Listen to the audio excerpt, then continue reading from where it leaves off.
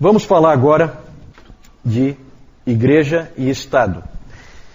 Esse é um período em que aconteceram muitas turbulências na Igreja. É o período que nós vamos falar agora nessa segunda parte. Fala de toda uma crise na Igreja única no Ocidente.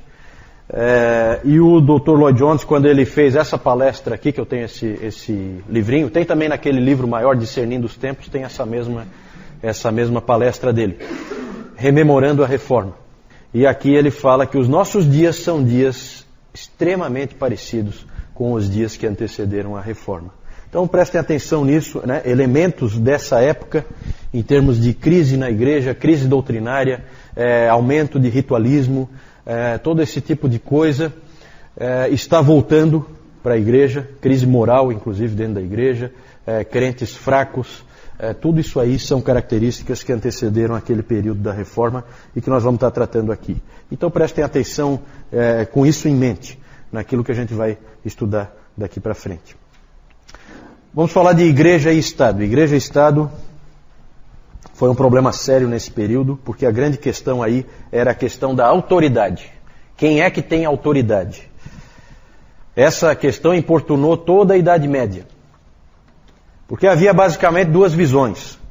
Uma visão que colocava Deus acima de tudo, depois o Papa, depois o Rei e depois o povo.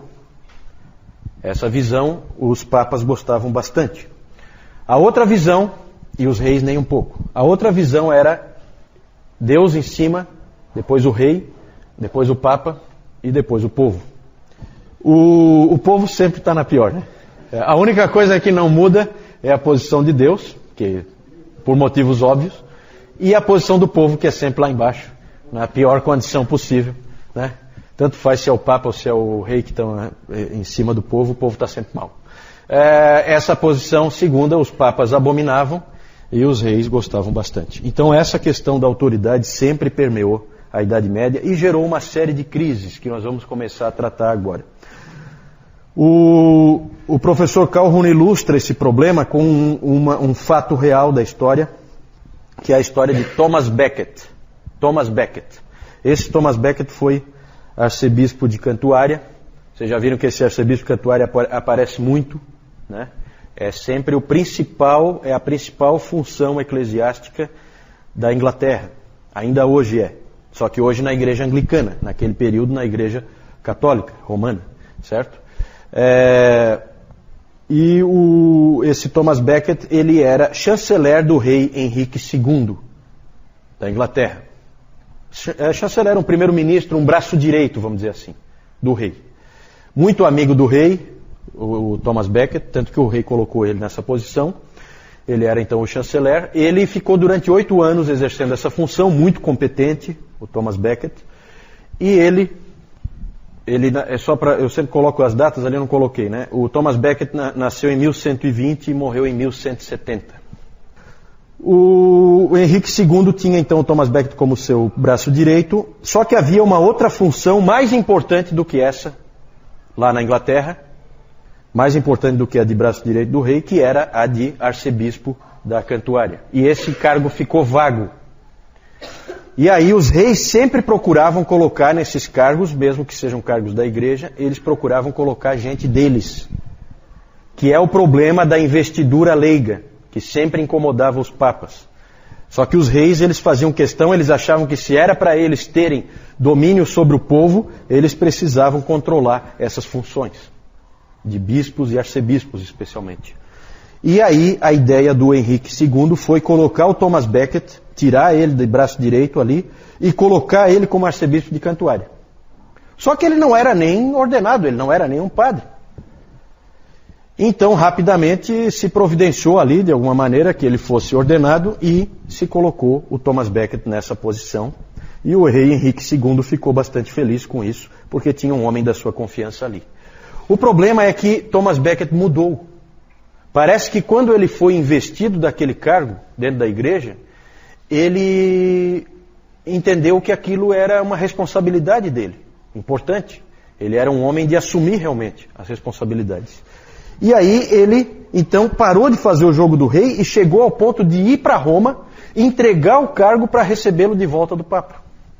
Isso evidentemente, então ele foi a Roma, entregou o cargo de arcebispo e o Papa deu para ele de volta, dessa vez com legitimidade. E isso gerou então, havia ali um conflito entre Henrique II e o Papa, como sempre havia entre os reis e o Papa, nesse período. E aí o Henrique II então ficou frustrado, porque ele se sentia traído pelo que o Becket fez. O que acabou acontecendo nessa mudança de lealdade do Becket para com o rei, depois para com o Papa, 8 anos ele serviu o rei fielmente e depois mais 8 anos ele serviu o Papa fielmente. Isso incomodou o rei Henrique II e um dia o rei Henrique II disse na corte, ele chegou e exclamou o seguinte: eu queria que alguém desse um fim nesse bispo encrenqueiro. Essa foi a frase dele. Reis têm que tomar cuidado com o que dizem, mesmo que seja só uma força de expressão, porque ele disse isso e 4 dos cavaleiros dele saíram e foram até a catedral da Cantuária, invadiram a catedral. Tem uma história bonita em cima disso aí, né, que primeiro queriam esconder o Thomas Becket, porque ele foi avisado que vinham matar ele e tal, e aí ele então corajosamente disse que ninguém pode fechar as portas da igreja do Senhor, então ele mandou abrir. Então tem toda uma história bonita aí de coragem, de honra, né? E os 4 cavaleiros então do rei Henrique II entraram e invadiram a catedral e o mataram lá dentro da catedral, né? Tem até uma peça famosa na literatura inglesa que é Morte na Catedral, que conta essa história do Thomas Becket. Isso então em 1170 foi quando ele foi morto ali, aos 50 anos. O rei Henrique II passou dias de tristeza e arrependimento pela morte do Thomas Becket. Ninguém sabe até hoje se esse arrependimento foi genuíno ou foi fingido. Só que aí, nessa situação toda, a gente vê a luta entre igreja e Estado. Porque em 3 anos o Thomas Becket foi, primeiro, exaltado pelo Papa como um verdadeiro herói do cristianismo, e em 3 anos ele foi canonizado, um recorde. Certo? Por quê? Faz parte do jogo, né? Jogar o povo contra o rei. O rei que é meu inimigo, eu o Papa, o rei é meu inimigo, eu jogo o povo contra o rei. Né? E o rei tenta jogar o povo contra o Papa. Então é sempre esse problema assim, isso aí é o que a gente sempre vê acontecendo. Nesse caso aí havia o problema da investidura leiga, e também os reis gostavam muito, é um outro aspecto, os reis gostavam muito de colocar alguém deles controlando a igreja, por causa da taxação do clero, cobrar impostos do clero. O Papa sempre trabalha para que o clero jamais seja taxado, as coisas da igreja não podem pagar impostos, só que os reis querem cobrar impostos. Então tem esse jogo, se eu ponho um homem meu, eu forço para que, se eu, o Papa, ponho um homem meu, eu forço para que não haja cobrança de impostos. Se eu, rei, ponho um homem meu, eu garanto que a igreja vai pagar impostos, a igreja é rica, né? Então é sempre interessante, quando o rei precisa de dinheiro, cobrar impostos do clero. Esse também sempre foi um problema. Por que o Henrique tinha que demonstrar tristeza e arrependimento? Nós não sabemos se foi genuíno ou não. Ele tinha sido amigo, grande amigo do Thomas Becket. Então não sabemos, pode até ter sido genuíno. Mas ele corria o risco de ser excomungado pelo Papa. Certo? E aí ele e a família real ficariam privados de todos os meios da salvação que vocês vão ler aí no sistema sacramental. O sistema sacramental é a garantia de que a igreja dá de que você vai ser salvo. Quem te salva, na verdade, é a igreja. Se a igreja trancar a porta para ti, você não tem como ser salvo. Então a excomunhão era terrível, era um castigo terrível. E um pior ainda, que a igreja tinha, a arma mais poderosa da igreja, chamava-se interdito. O interdito. O interdito era terrível. O Papa, ou um bispo, podia interditar toda uma região. Declarar que a igreja daquela região não administraria nenhum sacramento, enquanto aquela região estivesse sob o interdito. E às vezes era um país, porque o Papa podia fazer isso em países inteiros, em reinos inteiros. E o bispo podia fazer em regiões, certo? E isso era terrível, porque se nessa situação do Thomas Becket que nós vimos, se o Papa lança um interdito contra a Inglaterra, o povo da Inglaterra inteira se rebela contra o rei. Essa é uma arma poderosíssima. Por quê? Porque ninguém mais é salvo, gente. Vai todo mundo para o inferno por causa da atitude do rei. Não existe mais o sistema sacramental, as igrejas estão fechadas. Não há mais batismo, não há mais comunhão, os casamentos não existem. Tudo fica suspenso. Né? Não existe a extrema-unção. Então a pessoa está morrendo, não vai ter o sacramento ali. Então o risco que ela corre é enorme. O povo fica furioso e acaba se revoltando contra o rei. Então, com isso, os papas conseguiam produzir rebeliões onde eles queriam. E isso fazia com que eles tivessem poder nas mãos. Certo? O uso do interdito era comum na Idade Média. E aconteciam algumas coisas que eram absurdas. Como uma vez, por exemplo, em que um bispo de uma determinada região interditou toda uma região porque as pessoas que moravam ali se recusaram a garantir a exclusividade do fornecimento de cerveja na região para um mosteiro que ficava ali. O mosteiro queria ser o único fornecedor de cerveja daquela região. E o povo queria abrir cervejarias concorrentes e tal, coisa desse tipo. E aí o bispo, então, lançou um interdito em cima daquelas pessoas para forçar elas a aceitarem a exclusividade de produção da cerveja daquele mosteiro. Certo? É mais ou menos estilo Ambev, né? Não sei se era o caso. É uma Ambev primitiva. Então, coisas absurdas, sabe? Se usava para essas barbaridades assim, que não tem sentido nenhum, né? Mas era o tipo da coisa que funcionava. Funcionava. Se você crê que a salvação vem por meio dos sacramentos, e os sacramentos são cortados, então a salvação é cortada. Vamos falar de uma outra luta, alguns anos depois. Esse é um episódio interessante da história da igreja. E essa ruína da igreja organizada, nós temos que agradecer a Deus por tudo que aconteceu aí. Porque isso abre as portas para a reforma. Né? Porque as pessoas percebem que a igreja é uma piada. Né? Isso faz com que as pessoas comecem a aceitar a possibilidade de que essa igreja esteja totalmente errada. Certo? Então isso foi usado nas mãos de Deus para produzir a reforma, levantar reformadores. Então nós vamos falar de uma outra luta, nós vamos falar de um Papa Bonifácio VIII. Era um homem velho já, 80 anos de idade, quando ele se tornou Papa, em 1294. Alguém disse que esse Papa Bonifácio VIII, apareceu como uma raposa, viveu como um rei e morreu como um cão. A luta de Bonifácio foi com Filipe IV da França, o rei da França. Os problemas de sempre, tá? Taxação do clero, tradicional, era um problema sempre. Investidura leiga, colocar pessoas que não são ordenadas, que não são da igreja, em funções eclesiásticas. E aí houve toda uma discussão entre eles. E o que acirrou de vez foi uma bula papal, uma carta do Papa, uma publicação do Papa, em que ele, chamada essa bula papal de Unum Sanctum Ecclesiam, uma igreja santa.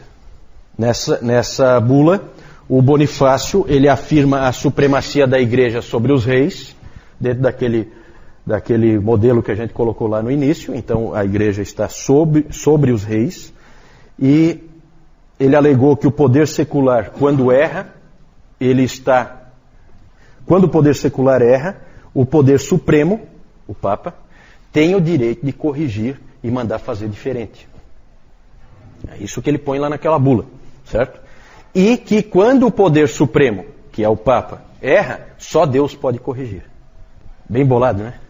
Bem bolado. Esse sujeito provavelmente nem acredita em Deus, né? Mas tudo é um jogo político, certo?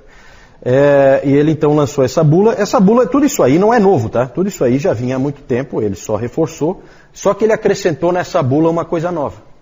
Ele disse que não há salvação para pessoas que não se submetem ao Papa. Então, ali naquela bula, ele disse o seguinte: a salvação de cada pessoa depende da submissão ao Papa. Se não se submeter ao Papa, você não tem salvação e está perdido. Né? Na verdade, o nosso Papa ali, recente aí, ele andou reforçando isso novamente, né? Deixando claro que isso continua sendo verdadeiro. Podem pensar o que quiserem.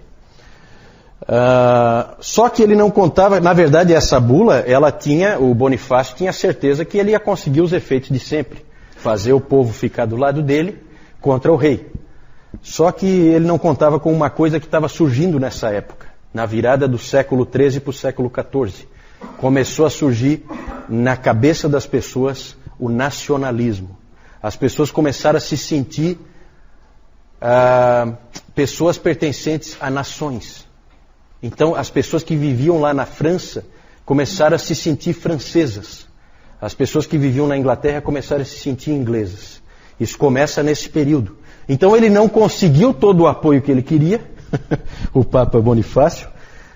Não deu tão certo o que ele imaginava. E o rei Filipe IV, da França, se julgou, então, poderoso, em condições de fazer frente ao Papa.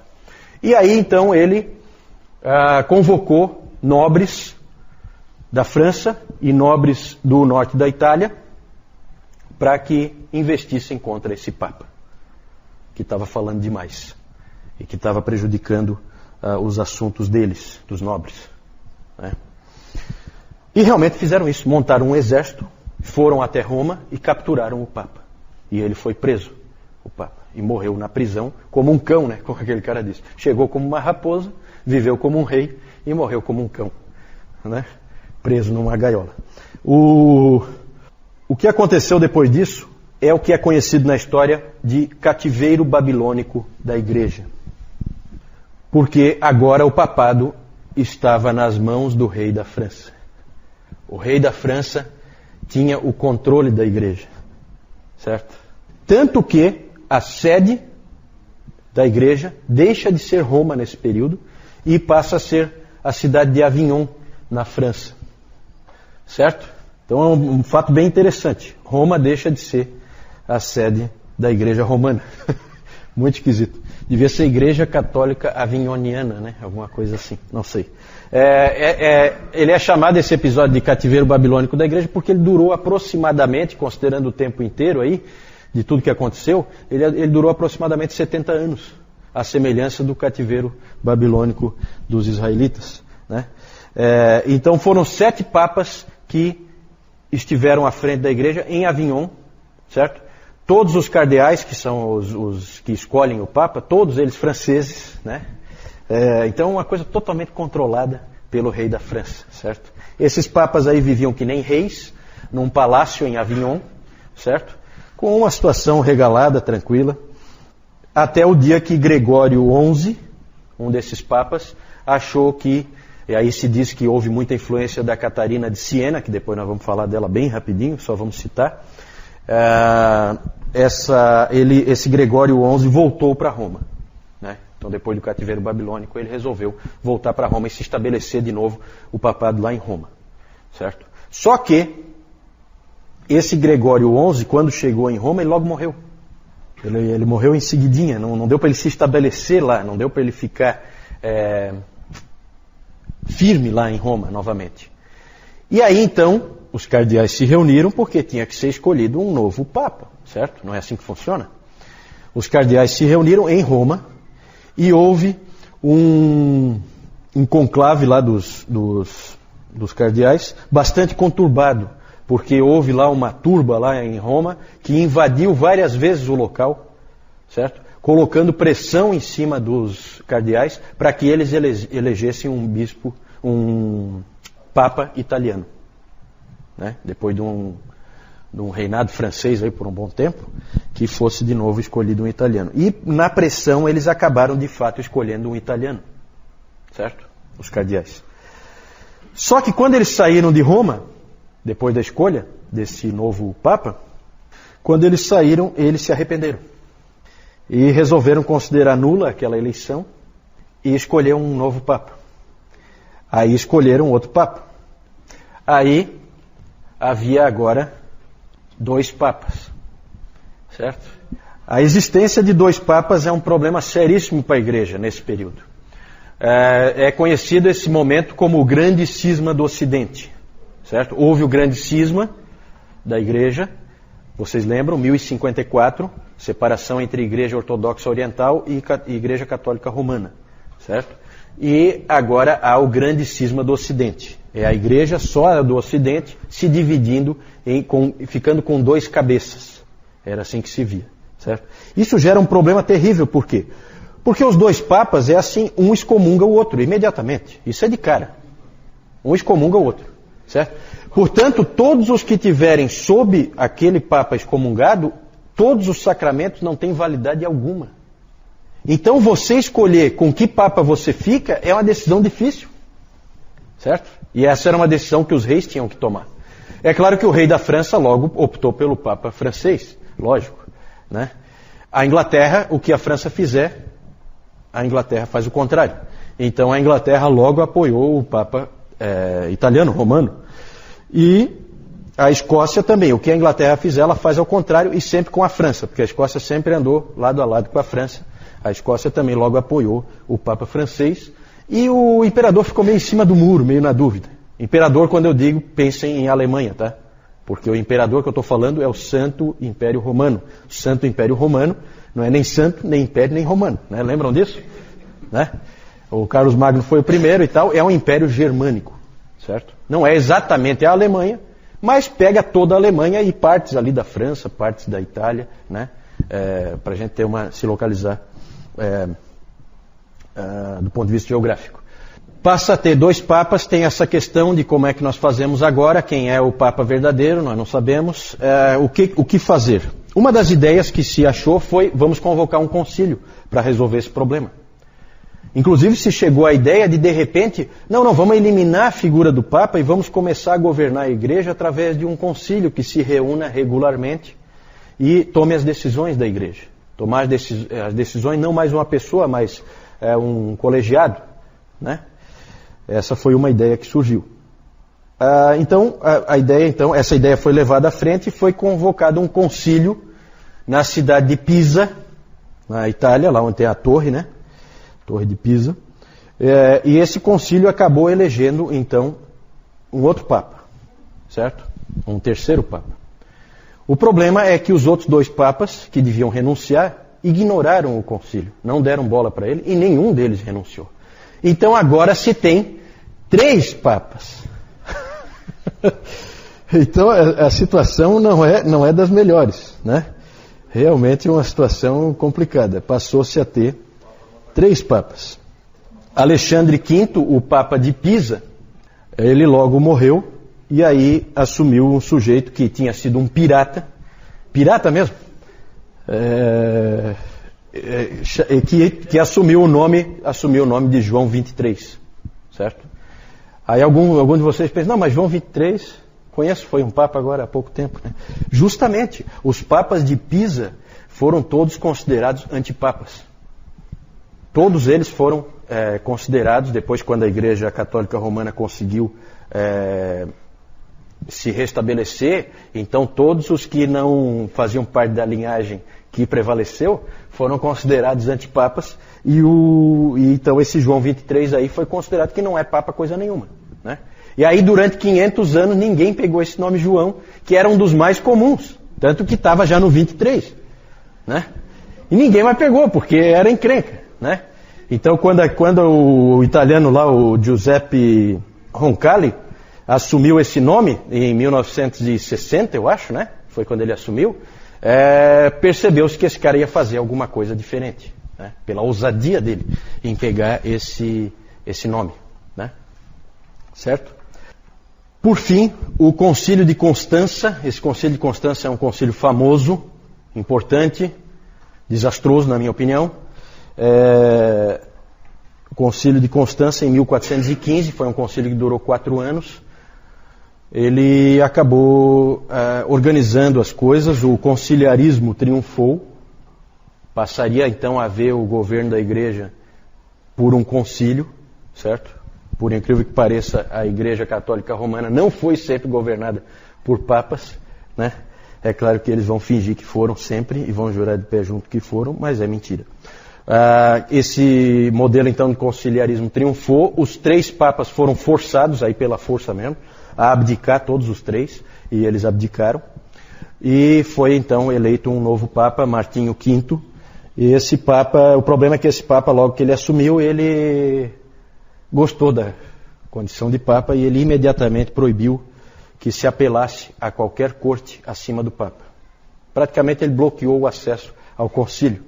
E aí, rapidamente, voltou-se ao que era antes, agora com esse Papa Martinho V. E era sempre assim, né? Nesse período era assim, quando o Papa ficava fraco, os concílios ficavam fortes.